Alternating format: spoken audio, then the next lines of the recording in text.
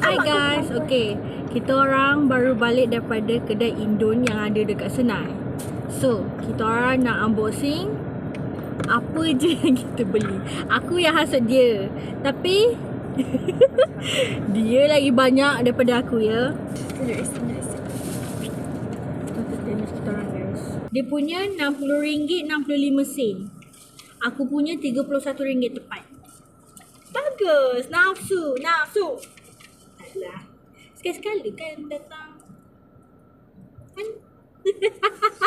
This is part 2. Kita akan tunjuk apa punya kita beli. Kas beli. Cepat. Okay, firstly, aku beli Kanzler sosis keju. Keropok sayur. Yang boleh dapat kat Ekonku.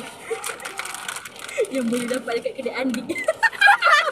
Kanzler. Yang ada kat, sumpah susah nak cari dekat Johor ni, susah cari makanan Indon. Okay, dia punya pula. Not really interesting. So now it's mine. Okay, 4. Okay, tu je 4. So satu ni keju sos pedas, hot sambal, cheese bulldog, keju. Okay. Dan Ada weh, tak jumpa, sumpah. RM1 je. Harga dia murah. RM1. Yogurt ni pun sama. RM1 je. Mana nak jumpa ya benda macam ni? Nafsu balik. For me. Ni pun tak tahulah kalau korang jumpa. Dan weh, ni sumpah rare. Sumpah rare. Sausage siap makan di dalam tube. Banyak macam ni. Perisa sapi. Sapi kan? Ni sumpah rare. Bakso aci. Instant. So tadi Kanzler, but not this least. one so nice. So nice, so good. So good. Tapi tengok review ini lagi better. Kita orang tengok review Wait, total dari rich RM60. Berapa ada? Sumpah berapa ada? Tak tahulah. Hopefully it's good. Kedai dia pun ada dekat Shopee tau guys. So korang pun boleh beli online. Tapi kalau macam barang-barang basah, korang tak boleh nak beli online lah. Flashback.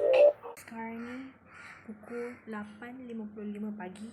Aku nak keluar sekejap. Actually, aku tak tidur lagi daripada semalam. Semalam aku bangun, aku tidur pukul 10 ke 9 macam tu, 9 ke 10 pagi.